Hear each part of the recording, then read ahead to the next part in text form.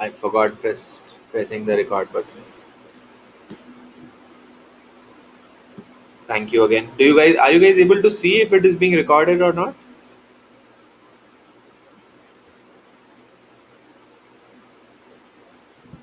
Oh, good then. It's our collective responsibility if I forget pressing the record button.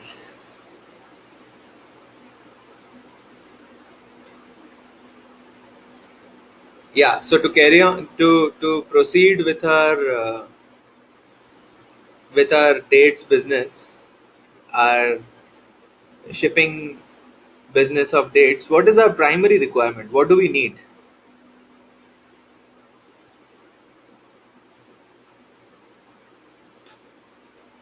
Mode of delivery. Yes.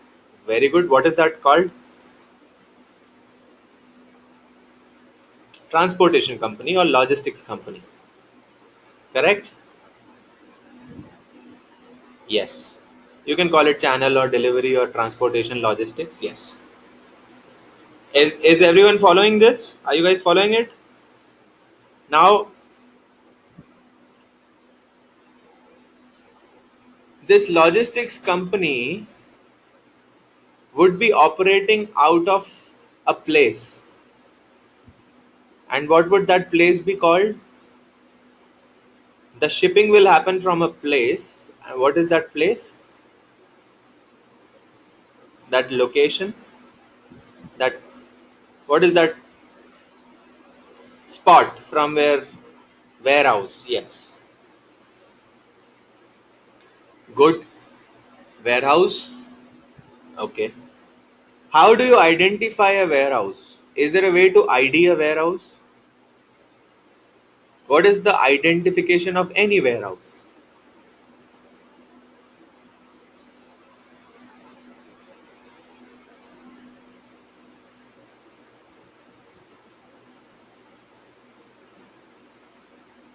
Address. Very good. Yes. Correct. Correct. So are you guys with me on that? All of this? So you need a logistics company. Logistics company will operate out of a warehouse and that warehouse will have an address. Correct? Similarly, let's take this analogy to emails. Now, can you guess? On the left hand side, do you see that black box? So your logistics company is ESP or email service provider.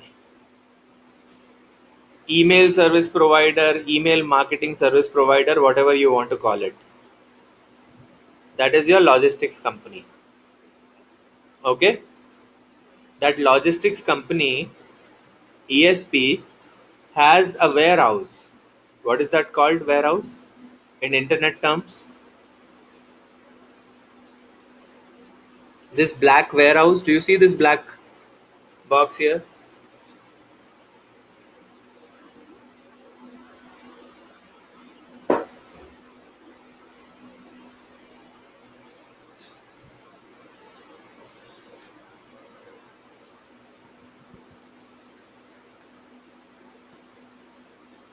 Am I audible?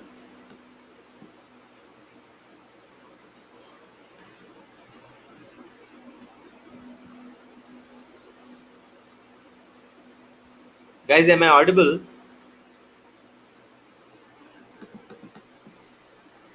Hello?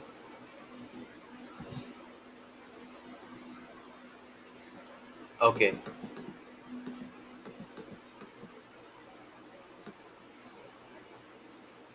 The chat disappeared for some time.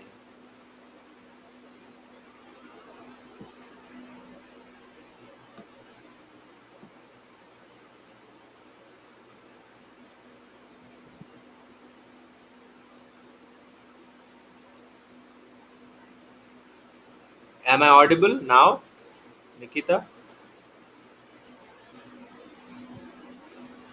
Okay. Yeah, so my question back to you guys, what is this called? What is this black box? This is the warehouse of our ESP.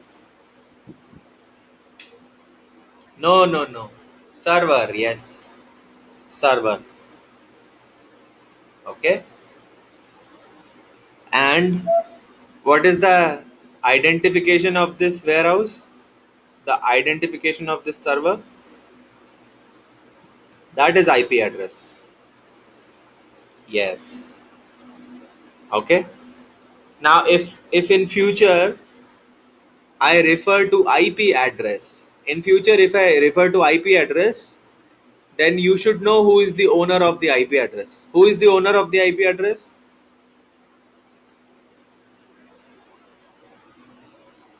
The logistics company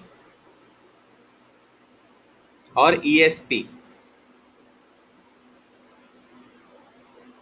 Be very clear about that. ESP. ESP.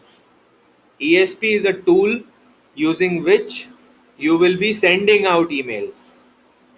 You will be pushing emails out. That is ESP.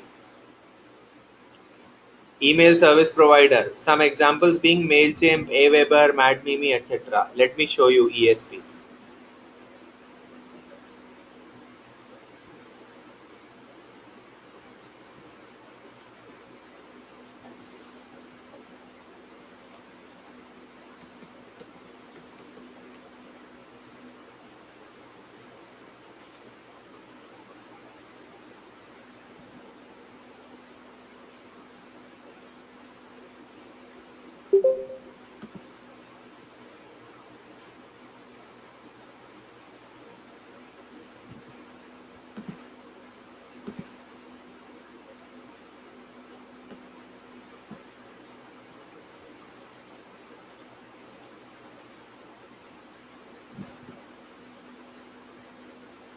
Constant contact, drip, ConvertKit, Aweber, GetResponse, MailChimp, ActiveCampaign, and so on and so forth. Let me show you. These are some of the examples: Benchmark, iContact, Constant Contact, GetResponse, Vertical Response, MailChimp, Pinpoint, Survey Gizmo, Aweber, Campaigner, MadMimi, Questions Pro. You see, there are thousands and thousands of ESPs. At one point of time, it was the cool business to do, making an ESP. Okay? When the email marketing came into light about 20 years ago, everybody was trying to make an ESP back then. There are even more new ESPs which keep on coming in different parts of the world these days. It was the social media of that point of time. Okay? So these are all your ESP examples. You will not be sending emails through your Gmail. You won't be sending emails through your Yahoo, etc. Emails will go from your ESP. I hope this part is clear, the ESP part.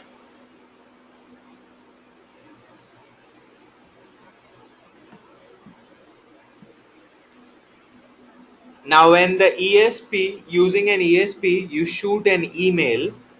Let's say the email is your van, this campaign.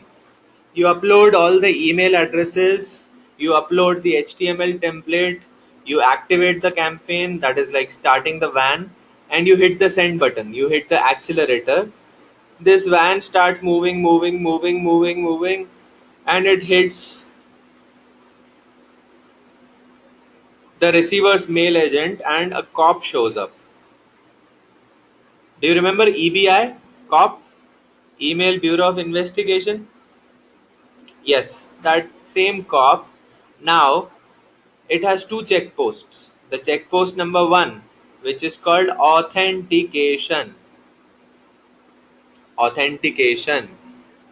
Now when you are driving a vehicle on the road, you need certain authentication. Have you guys ever imagined when you drive a vehicle on the road, you need certain kind of authentication? What are those authentications? Verification or validation? Yeah. Exactly. Yes, those things, those documents which you are referring to, DL, RC, and compliance. Compliance, you have to follow the rule. You have to drive on the left hand side of the road. Exactly. You have to take over from the right hand side. You have to, what else? You have to brake, you have to apply brake when it's red light, except when you are in Delhi. You can ignore to do that. That's what I'm saying. And then the second check post is reputation.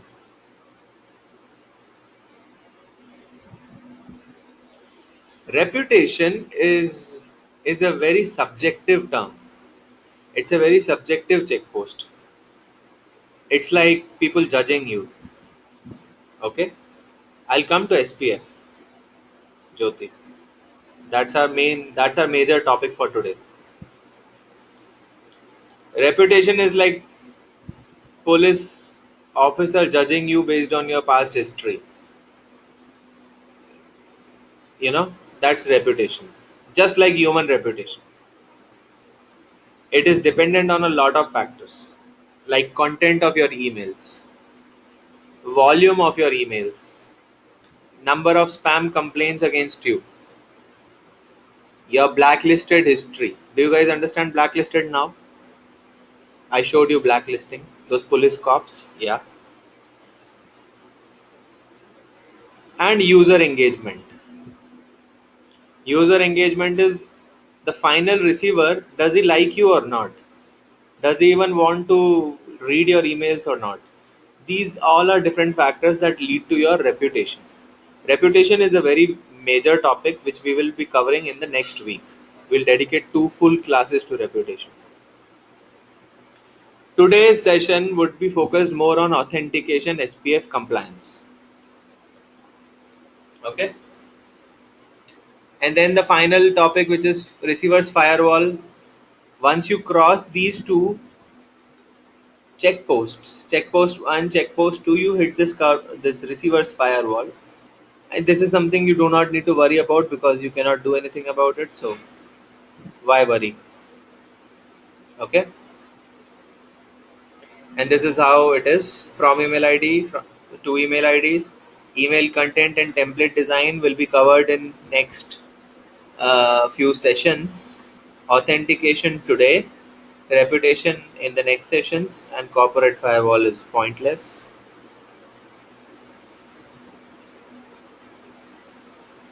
So our most important topic today, authentication.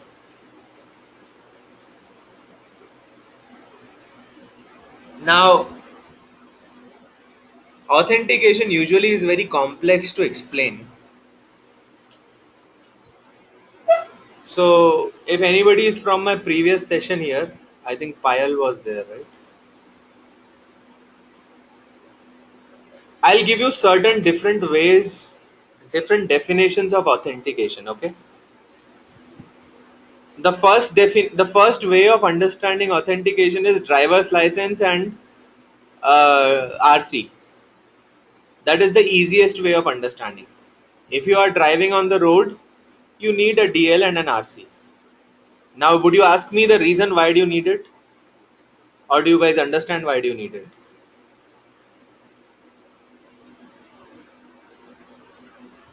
First of all, yeah, yes.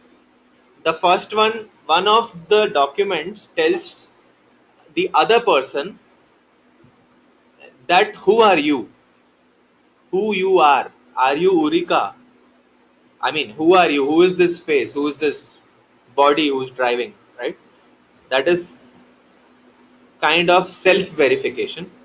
And the second one, self verification along with eligibility. Yes, that is one document. The other document is ownership. Does this object, does this vehicle belong to you or not? Do you understand? These are the two major objectives of any authentication. ठीक है? That is one way of understanding it. So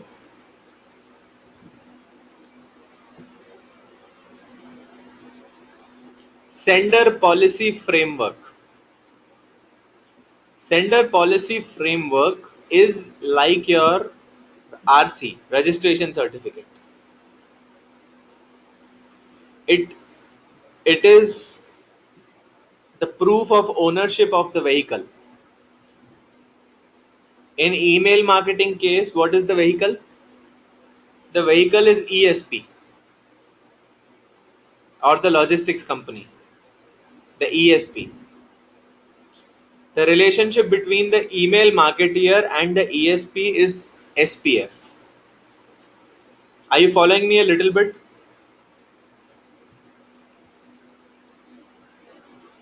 That XYZ domain is supposed to send emails from MailChimp server, or MailChimp server is not going rogue and sending emails automatically. There is somebody who's actually pushing the send button. There is a relationship between these two entities, the domain and the MailChimp server. That is SPF. थोड़ा थोड़ा समझा क्या? हल्का हल्का. I'll explain it to you in detail. Wait. DKIM is like your driver's license. It helps verify the domain itself, that this domain is a real domain, is being operated by a human being, it's not robotic and everything. SPF and DKIM do not have a very different use case. They are very similar in nature, just that SPF came before and DKIM came later. Now why was this required? I'll explain it to you. If you are an early email user, and if you were also using emails 15 years ago, 20 years ago, any of you, 10 years ago even, you probably would have noticed some of the emails which came without a name, which only had your to email ID, that is who is the receiver, but from email ID would be blank. I don't know if any of you has ever observed it in the past. It doesn't happen lately. It doesn't happen nowadays. But earlier it was a very common phenomenon. Without a name, you would receive an email. Without a from name. Okay? Gumnam Chitti. Yes. Now, see, the thing is, everything evolves with time. Email marketing has also evolved with time. The concept of spamming has also evolved with time. Earlier, people would send emails without a name. Nobody would object. Nobody would understand what is going on. Those were the early days of spam. Nobody knows who the sender of the email is. Because what do you need? You only need a server who can push out the email, and you need the list of email addresses where the email is supposed to be sent to. That was the initiation. Now, coming further down the line, people thought ki boss, from name खाली छोड़ने का तो point नहीं है. So they started putting any from email ID. Akanksha@amazon.com. Urika@flipkart.us. Nobody is there to check. Okay? Because you are sending from MailChimp server. And then these processes came into picture. These validation, these verifications. Boss, you cannot send mails like this. It doesn't work that way. You have to have an identification. Who is sending the email? Are you a legitimate company? Are you a legitimate domain? And that is how this concept of SPF and DKIM came into picture. Do you guys understand? Now anybody can write shahrukkhan@shahrukkhan.com and send you an email. Doesn't make sense. You should be the owner of shahrukkhan.com domain. Otherwise you cannot send emails from shahrukkhan.com, or you cannot impersonate it. That to stop that impersonation, to stop that duplication and all those things, SPF and DKIM were enforced on all the email marketing activities. Now, how do you do SPF and DKIM? Where do you obtain it? Where do you put it? What is it? It is a record. It is a record that goes in your DNS. What is a DNS? Anybody ever heard of DNS?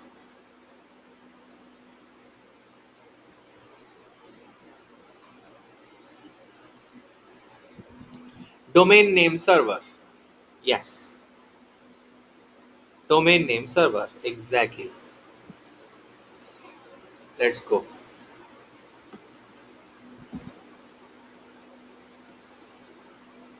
Let's open GoDaddy.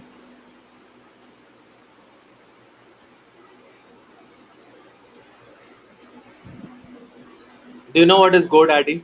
Anyone who doesn't know? Not this guy in the picture. He's not GoDaddy. GoDaddy is a place where you can book your domains. Yes. You can book your domains in GoDaddy. And you can also use your domains from GoDaddy. It is also a hosting provider. Yes.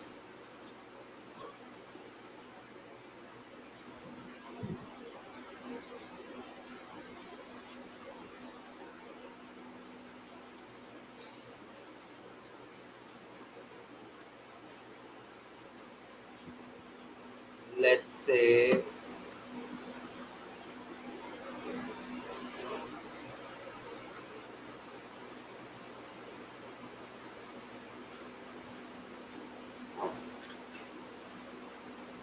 so for any domain, when you click on DNS, you open a page like this. Have you ever seen a page like this?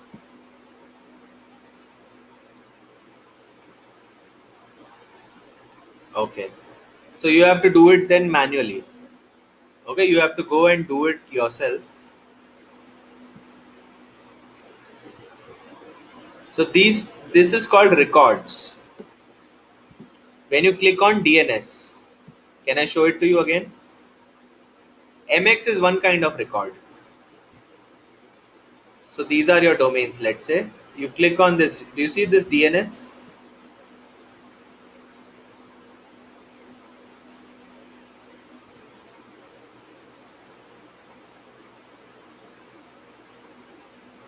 It says DNS management, domain name server management, and these records look something like this. Okay. Now let me delete the previous instances. So what is the use of these records, by the way? Anyone can tell me what is the use of these records? So frankly, I don't understand it completely, but the only part that I understand from an email marketing perspective is whenever you send an email from this domain, the receiving server, for example, if the receiving server is Gmail will go and check this domain's DNS records. Okay, are you following me till this point? Gmail, which is the receiving server, Gmail knows where the email is coming from, or where at least they say the email is coming from. So let's say the email is sent from jyoti@amazon.com. So Google will go Amazon and check the DNS records of amazon.com.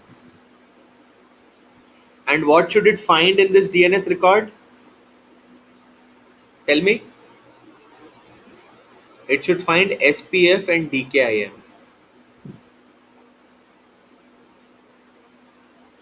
Okay. Now do you understand the whole picture? अभी थोड़ा थोड़ा click किया. So whenever the Gmail receives any email, it goes and checks the DNS record of the domain from where the email is coming or appears to be coming, and goes and checks the SPF and DKIM. Now,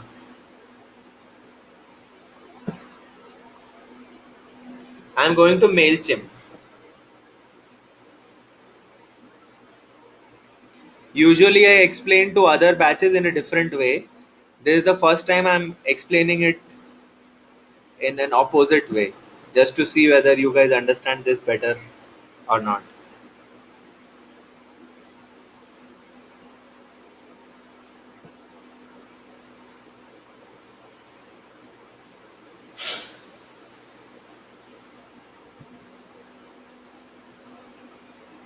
Usually I take them to MailChimp first.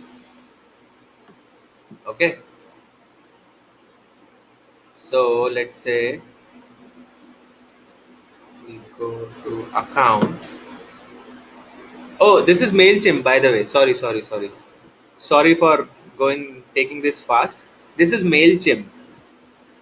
What is MailChimp? This is one of the ESPs, email service provider. ESP, email service provider. I showed you this, right, Shweta? This ESPs right here. So MailChimp. It is the logistics company which sends out the emails on your behalf. So you must be wondering, Shweta, who is sending out the email? Who's sending out these 10,000 emails, 1 million emails? It is this tool, MailChimp. Okay. So I go to settings, and do you see this part?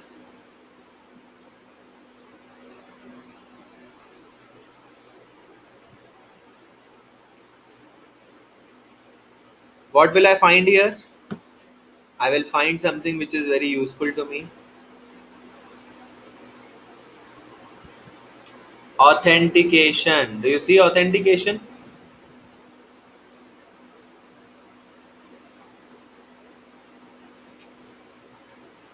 Customize your account so that, read it very carefully, all of you. Customize your account so that the campaigns appear. This word is very important. Appear. To come from Bishop.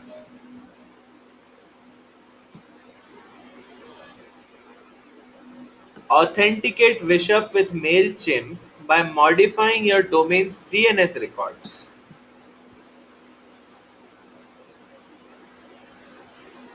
These changes allow your campaigns to appear to come from Bishop instead of MailChimp servers. Is it clear?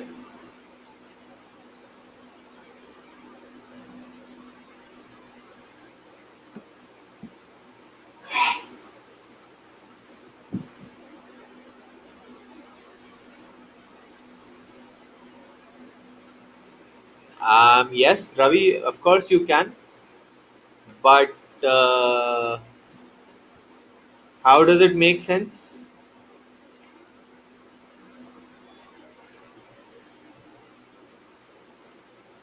No, Jyoti, no. It is not asking you to become ESP. No. MailChimp.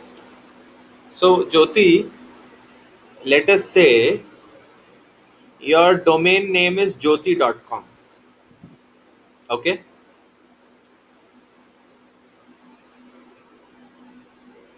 Jyoti.com wants to send an email to 1 lakh people. What does Jyoti.com do? Jyoti goes to MailChimp. Jyoti uploads an email on MailChimp. Jyoti uploads the list of 1 lakh email IDs. And Jyoti sends the email. Okay, Jyoti? Now when the email is received by Gmail or Hotmail, How will the Gmail come to know whether Jyoti.com actually has sent this email? Or was it somebody else? Was it actually Sakshi.com who is trying to send emails from Jyoti.com? How will Gmail come to know that, Jyoti? Gmail has to have some identification, right? Some ID proof.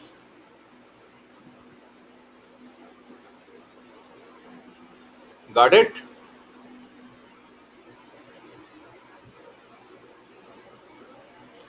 Yes, Sakshi, that is correct. It does not go from MailChimp.com, no. But it goes from MailChimp servers. Do you remember the server, the black box, the warehouse? Sakshi? So even though Sakshi is doing the shipping business, but Sakshi does not have the warehouse herself. Sakshi is hiring a warehouse from a transport company. But the US authorities should know that it is not the transport company who's sending these dates. It is actually Sakshi who's sending these dates. And that is why this transport company, as soon as they reach US, they show one certificate to the US authorities that, boss, this is not us. This is actually Sakshi who's sending these dates. Are you following me, Sakshi? So the transportation company does not use its name. It uses your name. So emails will always go from sakshigoel.com. It won't go from mailchimp.com per se. Mailchimp.com is just the dashboard. Let me show it to you how to create a CNAME record. Create a CNAME record for tuck.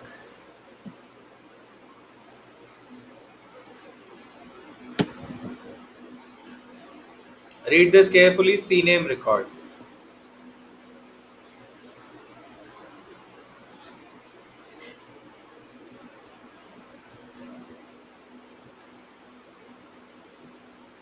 Do we have anything useful here for us?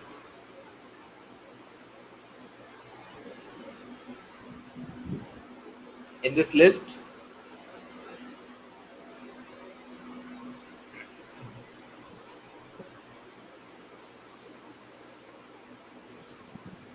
Then I copy this part.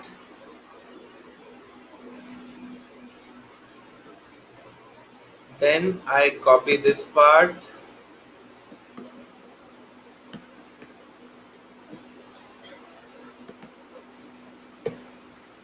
And I save it.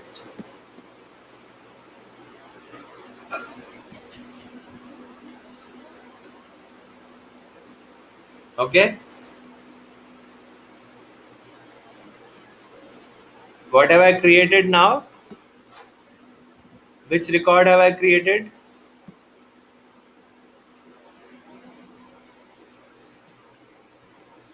DKIM. Domain key identified mailing.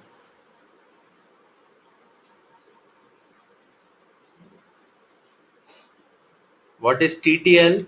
TTL is time to live.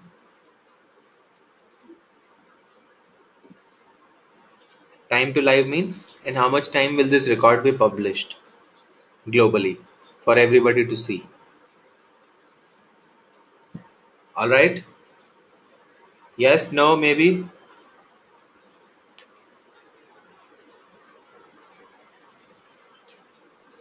Now, if you can read in between the lines, can you see this?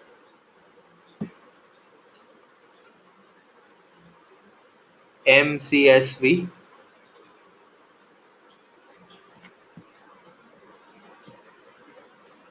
See, MCSV. MCSV.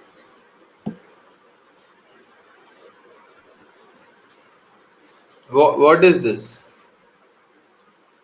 I'm sure this is representing something.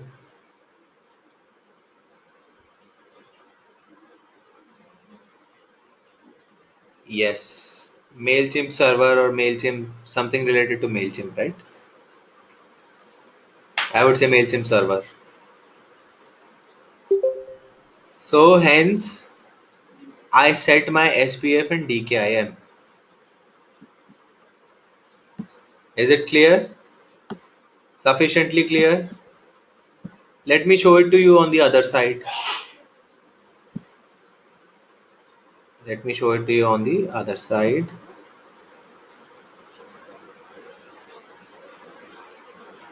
Let's say I go to what? Red bus. Let's see. Wait.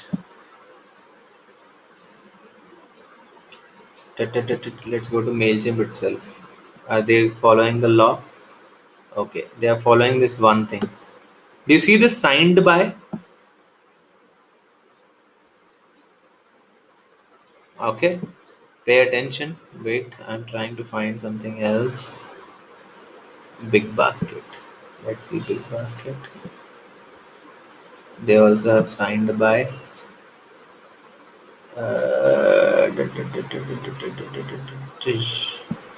Hostel World. They also will have signed by, I guess. Yeah. Do you see they have these both? Mailed by and signed by.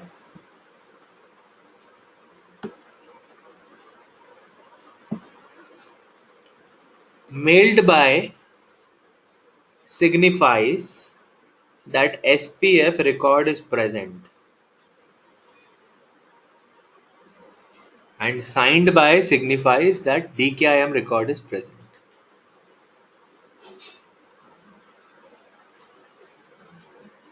Okay, so your customers can also technically see if the mailed by or SPF and DKIM are present or not, just that they don't know what that means, but it's an option available for everybody to see. So have I completed the loop?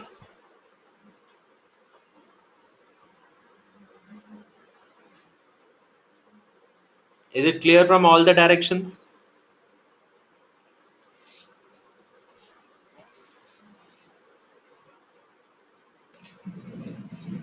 Good.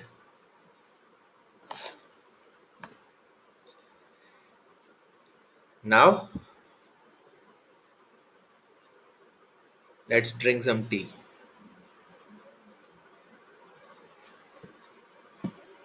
Let's go to the next topic.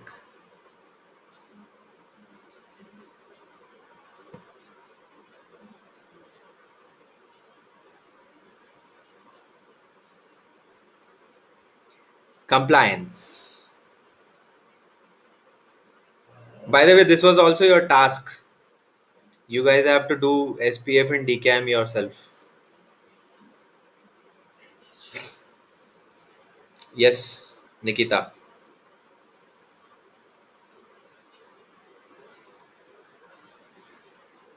Does MailChimp offer free trials? Yes, it does. Wait for week 3.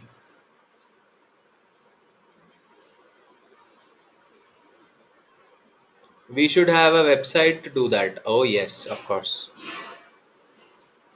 What's the point otherwise, Jyoti? Not a website, Jyoti. I'm sorry. A domain.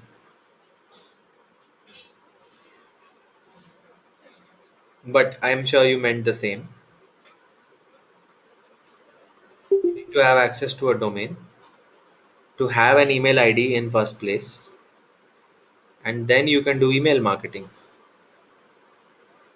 You cannot do email marketing from gmail.com, like the bulk email. No, because gmail.com does not belong to you. You are just using a service of gmail.com. This is the right session to ask what's DMARC record. Yes, that's correct, Ravi. DMARC record is also like DKIM and SPF. It's exactly the same, just that it is not popular enough to actually replace SPF and DKIM right now.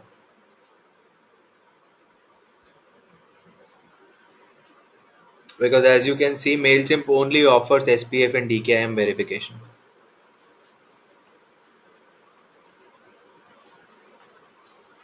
If you see some of the emails, people do only one authentication and not not both of them. Did you also observe that, Ravi?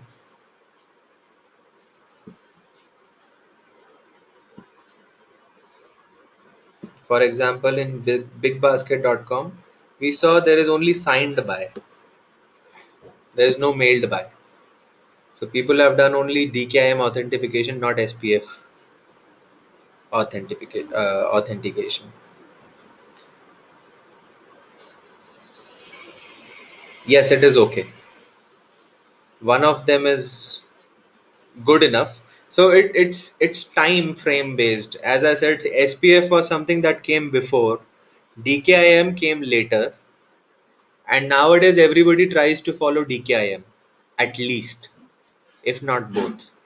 In future, probably they will only follow DMARC. So these are different levels of authentication.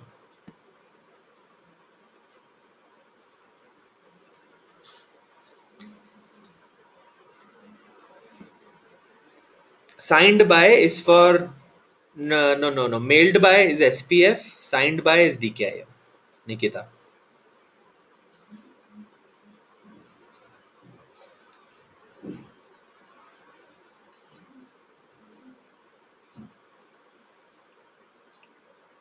Okay. Can we move on to the last topic? Compliance. What is compliance?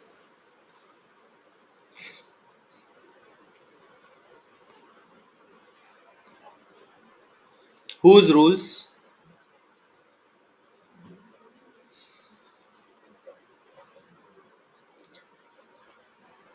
Whose rules? Receiver's rule. Okay, guys, before anybody. No. Whose rules? Receiver's rules. No. Not servers. No. Not ESP's rules. No. इन सबसे ऊपर कौन है? Web rules? No. Who's EBI? No. Web EBI? इनका भी बाप कौन है? Who's bigger than all of them? Modi ji. Come on.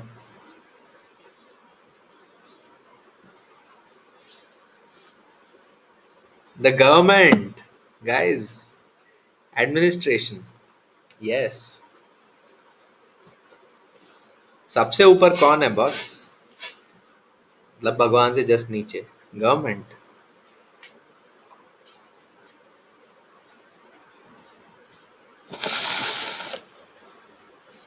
सरकार राज. Yes.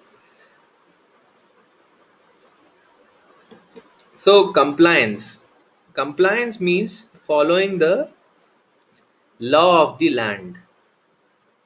What is the law of the land? They set up some guidelines for emails and emails marketing. What you can do, what you cannot do, and how you can do it. How do they intervene, Ravi? Did I mention EBI?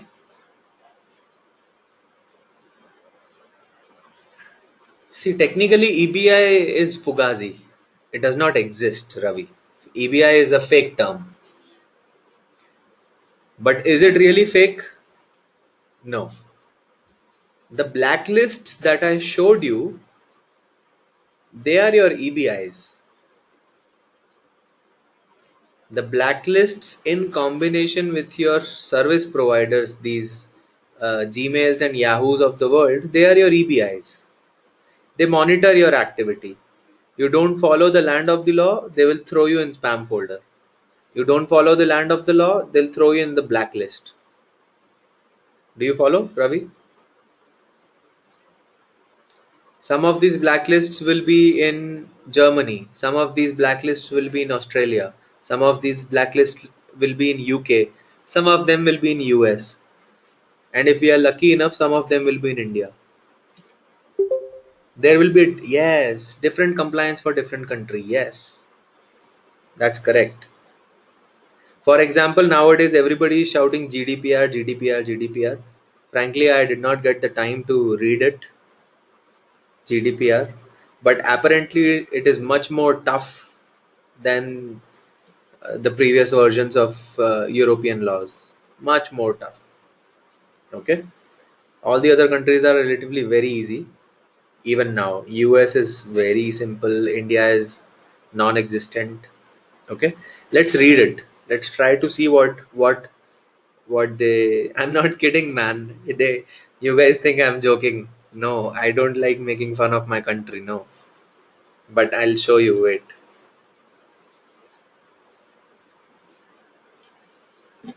Email spam legislation by country. Am I searching correct, Ruben? Email spam legislation by country. You keep laughing on me. I'll show you. You wait. See, email spam legislation by country. Okay, Wikipedia article. Wikipedia article बाकी सब बाद में पढ़ेंगे पहले तो तुम ये देखो कहाँ है इंडिया ये देखो what is it see I am not kidding you seriously haven't you seen so many spam emails hitting your inbox every day yeah I'm not kidding with you man even when you unsubscribe those emails still keep on coming so the following table represents laws in respective countries which restrict the use of email spam. Countries marked with red are listed in spam houses, worst spam origin countries, blah blah blah. Okay. Now, I don't know whether GDPR is updated here or not. It is not. And I am not going to cover GDPR, by the way, I'm telling you, because I haven't read it personally. I'm sure Digital Vidya will come up with a separate session on GDPR later when they understand it. I don't understand it right now, hence I won't be covering it. You guys can read it yourself. But if you are not focused on Europe, then you might not be requiring it. If your customers are not in Europe, if nobody from Europe is coming on your website, then you might not require it. Okay? Every country has their own laws. Personal data protection law, Australia has Spam Act 2003, China has something something, regulation on internet email services, blah blah blah blah blah, many. And our favorite country US has this one, controlling the assault of non-solicited pornography and marketing act of 2003, which is the Can Spam Act of 2003. Okay, let's read this. Why read this? Because most of the ESPs, most of the servers have been following Can Spam Act for so many years, because most of these companies were based in US. Most of the internet has originated from US. Controlling the Assault of Non-Solicited Pornography and Marketing Act of 2003, signed into law by President Bush on December 16, 2003, establishes US's first national standards for sending commercial email and requires FTC to enforce its provisions. Federal Trade Commission. Okay, now let's go and read FTC's guidelines. FTC plus Can Spam rules. Okay,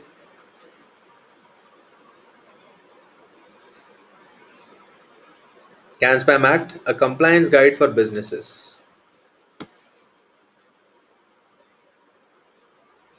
So we are reading the FTC website itself, the one which is supposed to implement these rules in US. We are reading those guidelines by FTC.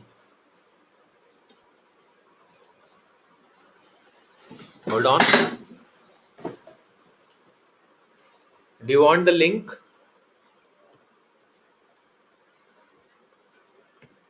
Here.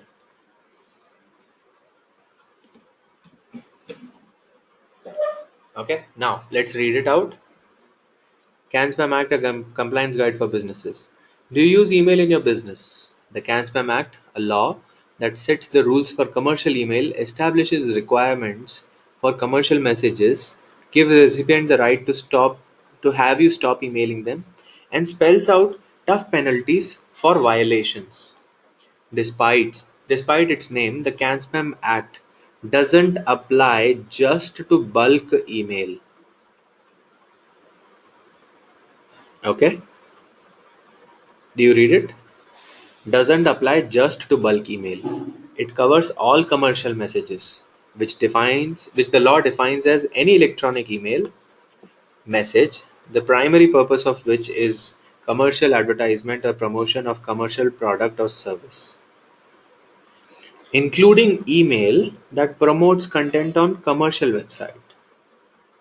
The law makes no exception for business to business emails. So sales guys, do you follow this? It applies to you also. Even if you write a personalized single email, it applies to that also. Are you guys clear?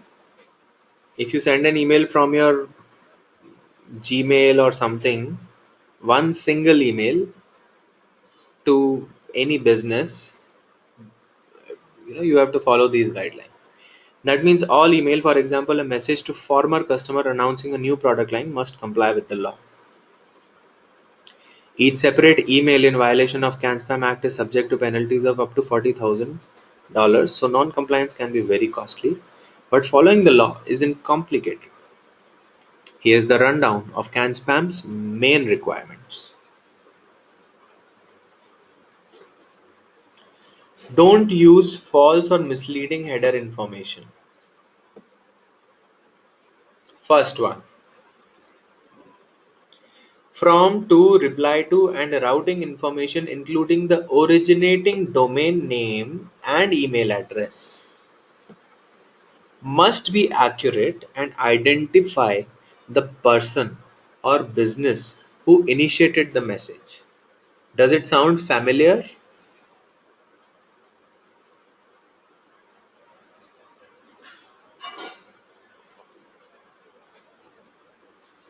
Signed by, mailed by, signed by.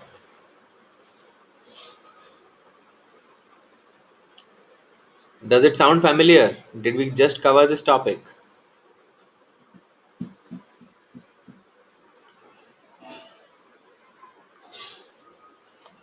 Okay.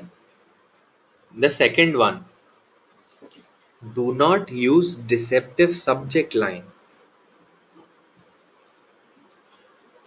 What are we referring to here?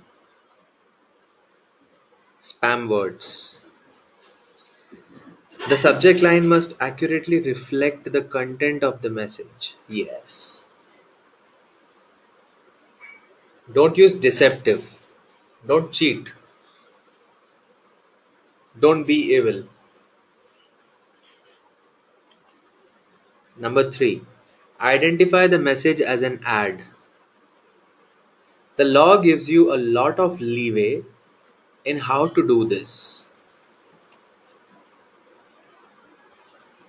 The law gives you a lot of leeway in how to do this.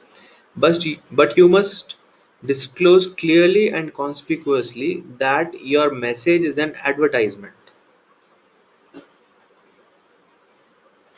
Do you follow? Now, this is very tough to implement. Very tough to implement.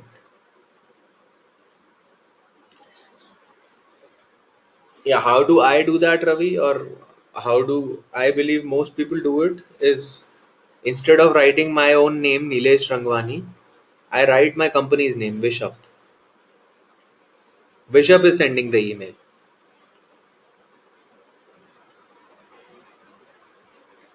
It says that law gives you a lot of leeway in how to do this. I mean, you cannot say add REA, add REA.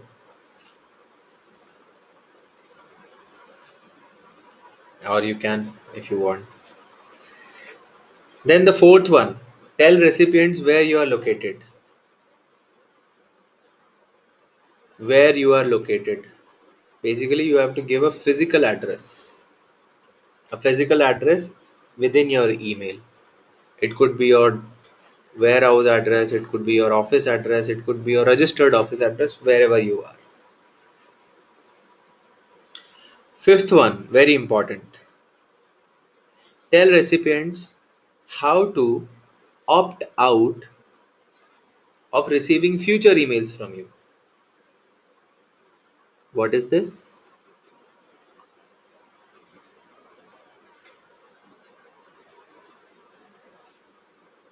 Yes, they're talking about unsubscribe.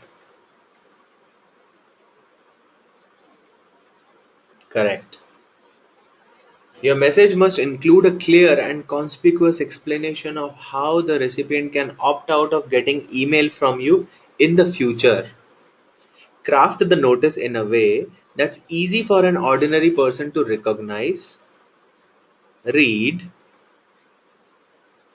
and understand.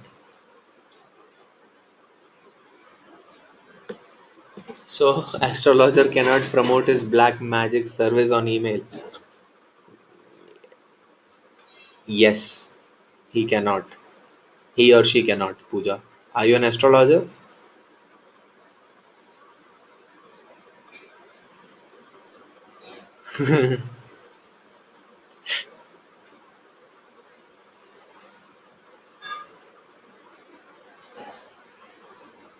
So, where were we? Yeah. Okay, wait. Yeah. That is easy for an ordinary person to recognize, read, and understand. What? What is easy for an ordinary person to recognize, read, and understand? What?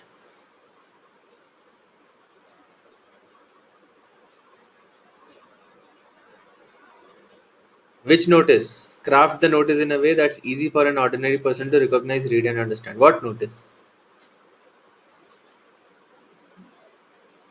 Unsubscribe. Yes. Creative use of type size, color, location can improve clarity. Give a return email address or another easy internet based way to allow people to communicate their choice to you. You may create a menu. You may create a menu to allow recipient to opt out of certain types of messages, but you must include the option to stop all commercial messages from you. Make sure your spam filter doesn't block these opt out requests. Number 6. Number 5, is it clear? Number 5.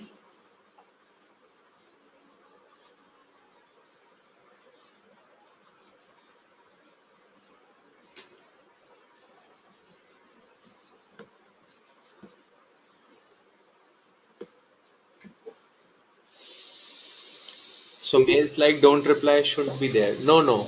It doesn't mean that, Ruben. If the email has a link, a URL where you can click and unsubscribe, that works. You're talking about no reply emails, right, Ruben? No reply emails is something else. It has nothing to do with opt out. Opt out is unsubscribe. They can give you an email address within the email that boss, if you want to unsubscribe, send us an email on this email address. Or if you want to unsubscribe, click here. Yes, it is in the bottom. Yes. Number 6. Opt out. Honor opt out requests promptly. Any opt out mechanism you offer must be able to process opt out requests for at least 30 days after you send your message. You must honor receiver's opt out request within 10 business days. You cannot charge a fee. Are you following me? Opt-out request should be active for at least 30 days after the email is sent, and once they click on the opt-out button, you must honor their request within 10 business days. You cannot charge a fee. You cannot say कि boss 500 रुपए दो and then we'll remove you from the list. Require the recipient to give you any personally identifying information beyond an email address. You know, that's like, okay, if you want me to remove from the list, give me your bank account details, give me your mother's details or father's details or your address, or make the recipient take any step other than sending a reply email, like asking them for their Aadhaar card. Boss, Aadhaar card do. Link your Aadhaar card with your email account so that we can unsubscribe you. No, don't do that. Or visiting a single page on an internet website as a condition for honoring an opt-out request. Once people have told you they don't want to receive more messages from you, you cannot sell or transfer their email address even in the form of a mailing list. The only exception is that you may transfer the address to a company you have hired to help you comply with CAN-SPAM Act. Clear enough? And the last one, monitor what others are doing on your behalf. The law makes clear that even if you hire another company to handle your email marketing, you cannot contract away your legal responsibility to comply with the law. Both the company whose product is promoted in the message and the company that actually sends the message may be held legally responsible. The last one is the deadliest of all.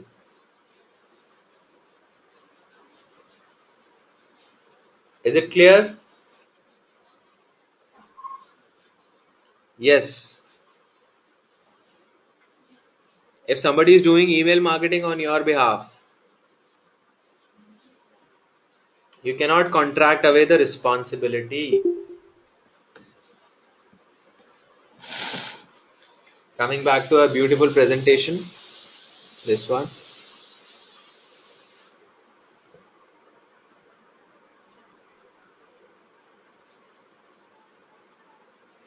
Don't use false or misleading information, header information.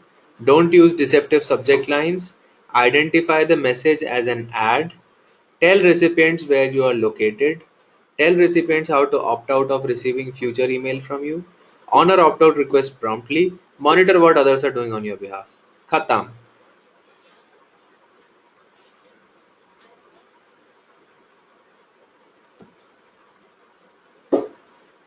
Next module, we'll talk about reputation.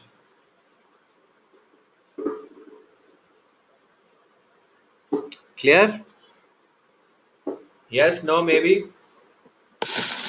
Did you guys learn something new?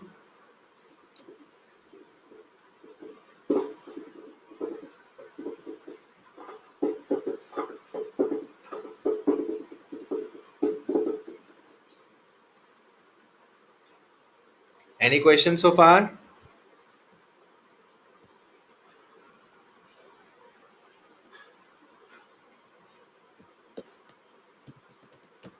Good, then I can have my dinner in peace.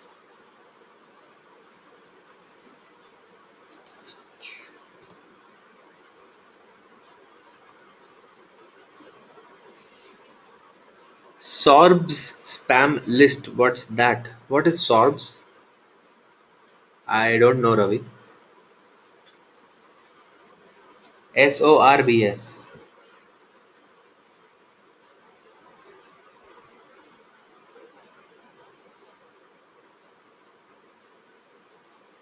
Oh, it must be a blacklist then. SORBS. Like, I showed you those 192 blacklists, right? It must be one of those. Wait.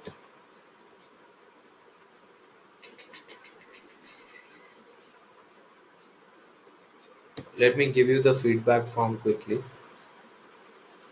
It's 24. Pratpal is spamming? Really?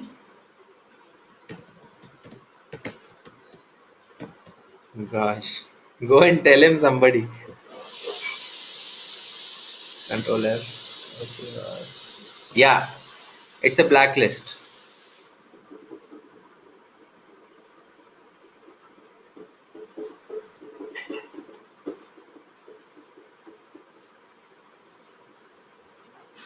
Can you put my website there?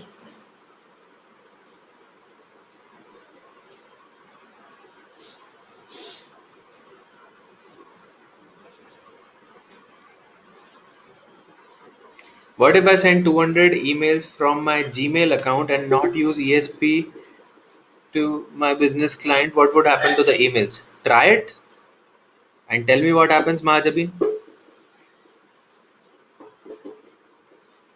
Did you guys know that Gmail had a limit, a daily limit? You cannot send more than 100 emails, probably. There is some kind of a limit.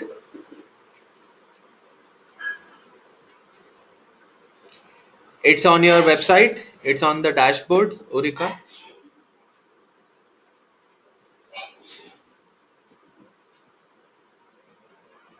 Do you want to do it yourself, Ravi?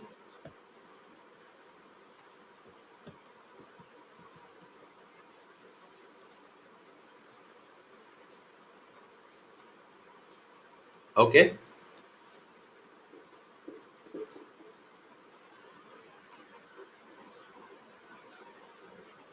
No, no, they won't go to spam.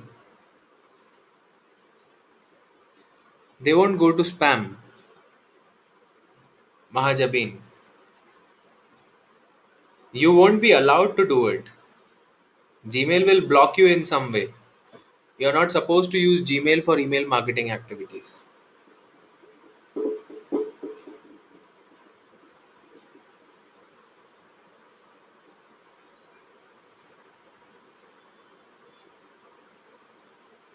Oh, okay. So Ravi, is it showing in one of the spam list? In the SOB spam list?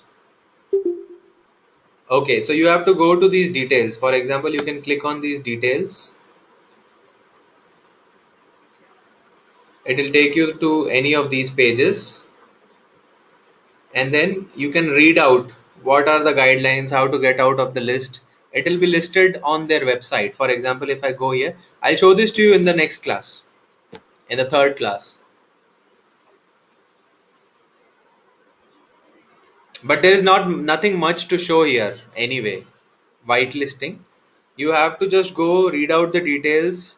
Some of them will ask you to contact them. Some of will ask you to write a apology email. Some of them will ask you to pay some fee, some penalty amount. Some of them will ask you to do nothing.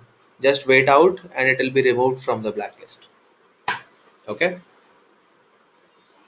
Did I give a wrong feedback form?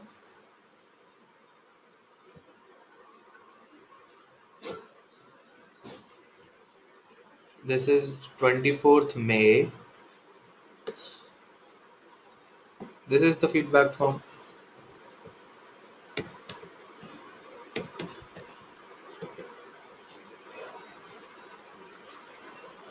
Okay. Anything else?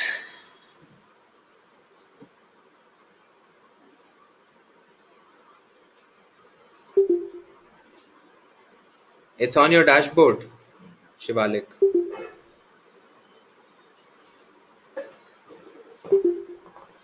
Good night.